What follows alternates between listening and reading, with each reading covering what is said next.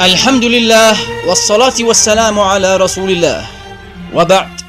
أعزائي المشاهدين، هناك أسئلة تحيرنا وتشغل بالنا دائما، ونتمنى الإجابة عنها ومعرفة حقيقتها. هناك أشياء نتعامل بها نحن البشر ونتداولها جيل بعد جيل، قرون من الزمان مرت حتى وصلت إلينا، ولا ندري كيف كانت بدايتها، ولا ندري من أين أتت وما مصدرها، ومن الذي قالها أو فعلها، أو بالضبط من أول من ابتكرها. ومن هذه الأشياء الشعر. كيف بدأ الشعر؟ ومن أول من قال الشعر؟ وما أول قصيدة قيلت في الأرض؟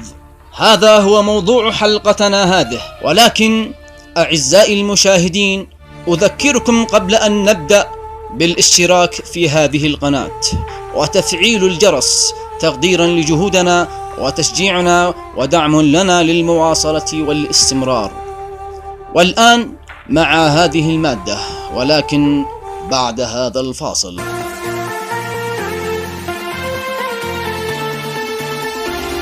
قال جمهور أهل العلم وكتاب التاريخ أن أول قصيدة قيلت في الأرض ترجع إلى عهد أبونا آدم عليه السلام، وأنه أول من قال الشعر.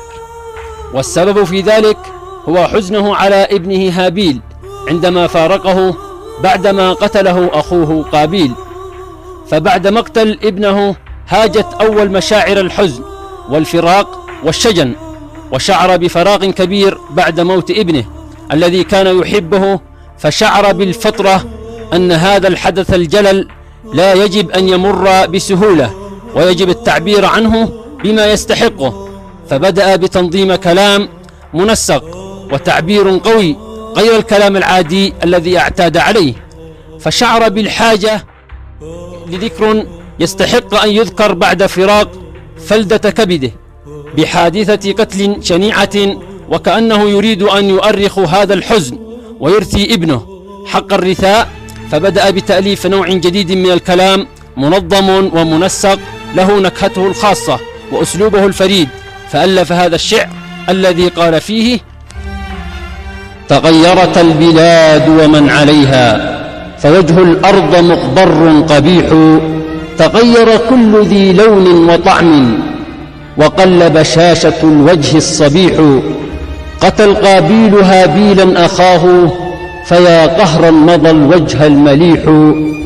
بكت عيني وحق لها بكاها، ودمع العين منهمل يسيح. فما لي لا أجود بسكب دمع، وهابيل تضمنه الضريح. أيا هابيل إن تقتل فإني عليك الدهر مكتئب قريح.